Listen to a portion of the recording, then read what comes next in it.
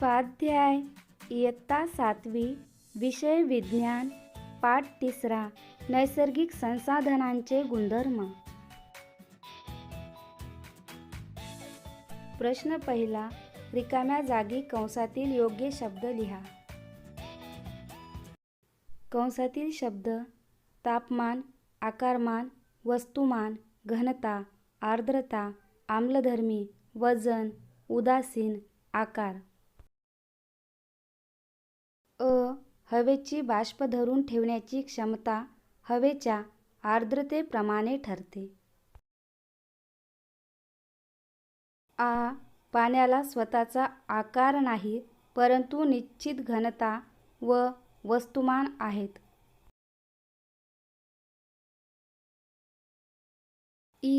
पाणी गोठताना त्याचे आकारमान वाढते। उदासीन मृदेचा pH 7 असतो।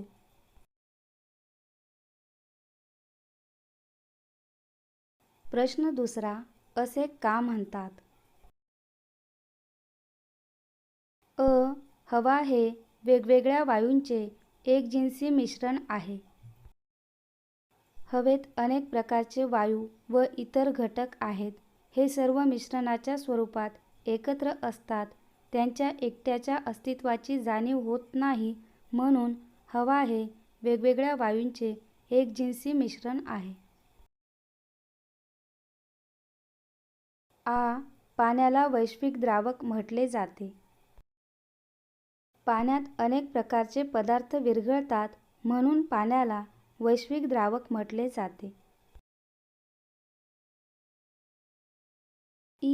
स्वच्छतेसाठी पाण्याशिवाय दुसरा पर्याय नाही।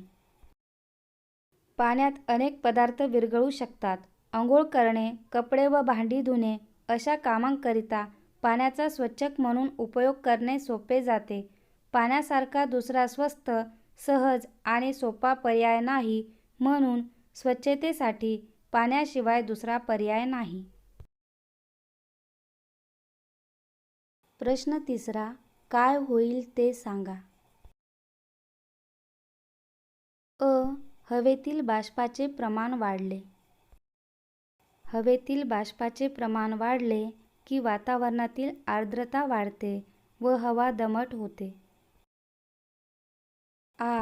जमिनीत सातत्याने एकच पीक घेतले। जमिनीत सातत्याने एकच पीक घेतले तर जमिनीत असणारी पोषक द्रव्ये कमी होतील। पीक घेताना रासायनिक खते जास्त प्रमाणात वापरली असतील तर जमिनीचा पोत बिघडेल, जमीन पेरणीयोग्य राहणार नाही, पीक योग्यरित्या येणार नाही।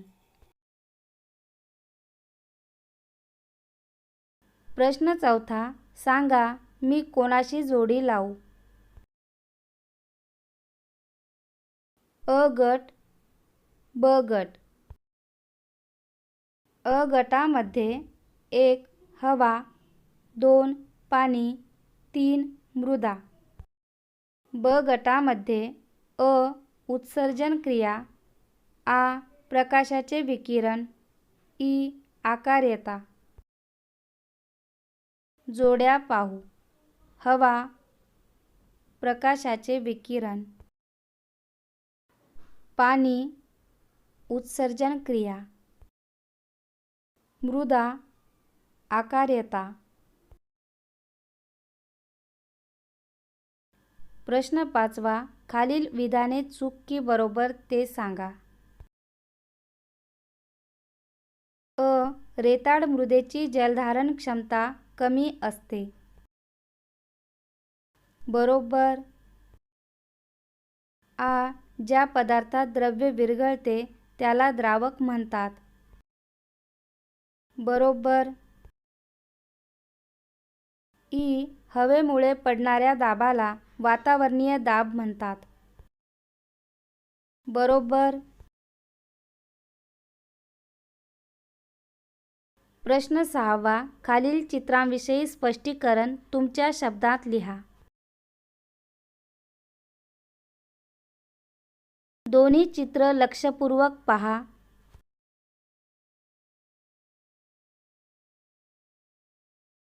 चित्र अ मध्ये जमिनीला पडलेल्या छेदात पाणी दिसत आहे. हे पाणी द्रव स्वरूपात आहे. चित्र आ मध्ये याच पाण्याचे बर्फ होत आहे. हवा जास्त थंड झाल्यामुळे पाण्याचे तापमान कमी झाले. बर्फ बनू लागले म्हणजे तापमान 4 अंश सेल्सिअसपेक्षा कमी होत आहे. 4 अंश सेल्सिअसपेक्षा कमी तापमानाच्या पाण्याची घनता कमी होते व त्याचे आकारमान वाढते. या तापमानाला पाणी प्रसरण पावते. हे प्रसरण पावणारे पाणी बाणाच्या साहाय्याने चित्र आ मध्ये दाखवले आहे. पाण्याच्या असंगत वर्तनामुळे हा छेद रुंदावलेला दिसतो. प्रश्न 7वा. खालील प्रश्नांची उत्तरे तुमच्या शब्दात लिहा. अ. हवेमुळे प्रकाशाचे विकिरण कसे होते? प्रकाश किरणांचे सर्व दिशांना विखुरणे म्हणजेच प्रकाशाचे विकिरण होय. हवेमध्ये काही वायू तसेच धूळ, धूर व बाष्प यांच्या अतिसूक्ष्म कणांचे मिश्रण असते. जेव्हा सूर्याचे प्रकाश किरण हवेतील या सूक्ष्म कणांवर पडतात तेव्हा हा प्रकाश सर्व दिशांनी विखुरतो. अशा रीतीने प्रकाशाचे विकिरण होते. आ. पाण्याचे विविध गुणधर्म स्पष्ट करा. पाण्याचे विविध गुणधर्म पुढील प्रमाणे. 1.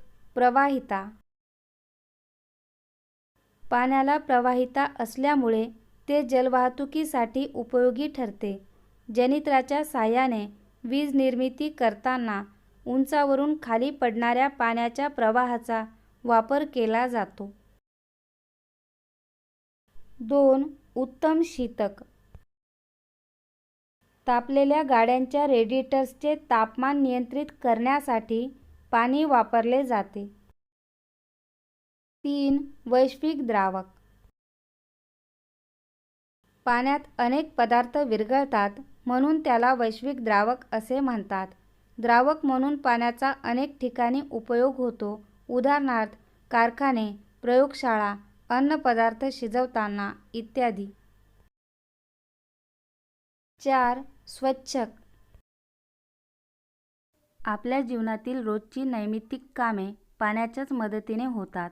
अंघोळ करणे, कपडे धुणे, भांडी स्वच्छ करणे इत्यादींसाठी पाण्याचा स्वच्छक म्हणून उपयोग होतो. 5. जैविक प्रक्रियांसाठी. शरीराच्या अंतर्गत होणाऱ्या अनेक जैविक प्रक्रिया पाण्यामुळेच शक्य होतात. उदाहरणार्थ पचन, उत्सर्जन इत्यादी. ई. समुद्राच्या पाण्याची घनता पावसाच्या पाण्यापेक्षा जास्त का असते? समुद्राच्या पाण्यात बरेच क्षार असतात. पावसाच्या पाण्याच्या तुलनेत समुद्राच्या पाण्यातील हे क्षार खूप जास्त असतात. त्यामुळे समुद्राच्या पाण्याची घनता पावसाच्या पाण्यापेक्षा जास्त असते. ई. चांगल्या मृदारचनेचे महत्त्व काय आहे? मृदेच्या रचनेवर जमिनीची सुपीकता अवलंबून असते. चांगली मृदारचना असेल तर मुळांना पुरेसा ऑक्सिजनचा पुरवठा होतो. अशा मृदेतून पाण्याचा निचरा चांगला होतो. त्यामुळे वनस्पतींच्या मुळांची योग्य वाढ होते. उ. मृदेचे विविध उपयोग कोणते? मृदेचे विविध उपयोग पुढील प्रमाणे. 1. वनस्पती संवर्धन. वनस्पतींच्या वाढीस मदत करणे. 2. जलसंधारण. मृदा पाणी धरून ठेवत असल्यामुळे आपल्याला 12 महिने पाणी मिळते. 3. आकारयता. मृदेला हवा तसा आकार देता येण्याच्या गुणधर्माला आकारयता म्हणतात. या गुणधर्मामुळे मृदेपासून आपण विविध आकारांच्या मातीच्या वस्तू बनवू शकतो. उदाहरणार्थ माठ, रांजण, पणत्या, मूर्ती, विटा इत्यादी. मृदा परीक्षणाची शेतकऱ्यांच्या दृष्टीने गरज व महत्त्व काय आहे? शेतकऱ्याला उत्तम पीक काढणे अपेक्षित असते.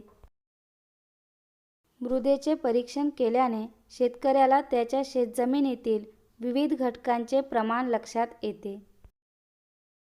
मृदा परीक्षण केल्यानंतर शेतकऱ्याला मृदेचा रंग, पोत तसेच त्यातील सेंद्रिय पदार्थांचे प्रमाण समजते.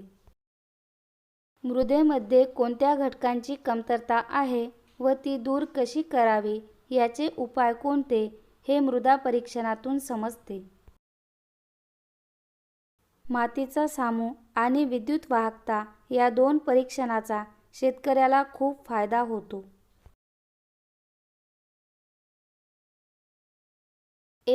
ध्वनीच्या प्रसारणामध्ये हवेचे महत्त्व काय? ध्वनीचे प्रसारण होण्यासाठी हवेची माध्यम म्हणून आवश्यकता असते.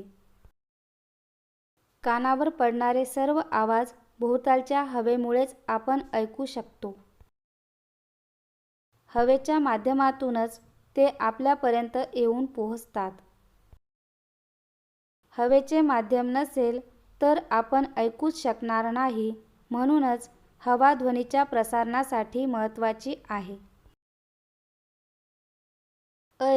पाण्याने पूर्ण भरलेली काचेची बाटली कधीही फ्रीजरमध्ये का ठेवू नये? बर्फ होत असताना पाण्याच्या असंगत वर्तनाप्रमाणे तो प्रसरण पावतो. 4°C तापमानाच्या खाली तापमान गेल्यास पाण्याची घनता कमी होऊ लागते आणि आकारमान वाढू लागते. फ्रीजरमध्ये 4°C खाली तापमान असल्यामुळे पाणी प्रसरण पावून बाटली फुटू शकते.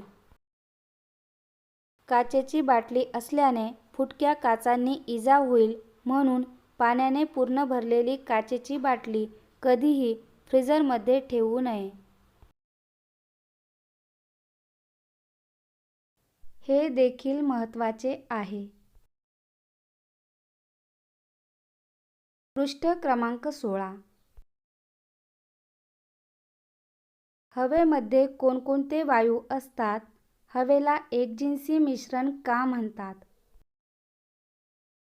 हवेमध्ये नायट्रोजन, ऑक्सिजन, कार्बन डायऑक्साईड, निष्क्रिय वायू, नायट्रोजन डायऑक्साईड, सल्फर डायऑक्साईड असे वायू असतात. हवा सर्व वायूंची आणि इतर काही घटकांची मिळून मिश्र स्वरूपात असते. तिच्यातील घटक नैसर्गिकरित्या वेगळे करता येत नाहीत, म्हणून हवेला एकजिन्सी मिश्रण म्हणतात. हवेमध्ये असलेल्या वेगवेगळ्या वायूंचे उपयोग कोणते आहेत? नायट्रोजन वायूच्या साहाय्याने सजीवांमध्ये प्रथिन निर्मिती होते. अमोनिया निर्मिती आणि खाद्यपदार्थ हवाबंद ठेवण्यासाठी नायट्रोजनचा उपयोग होतो. ऑक्सिजन श्वसनासाठी आणि ज्वलनासाठी उपयुक्त आहे.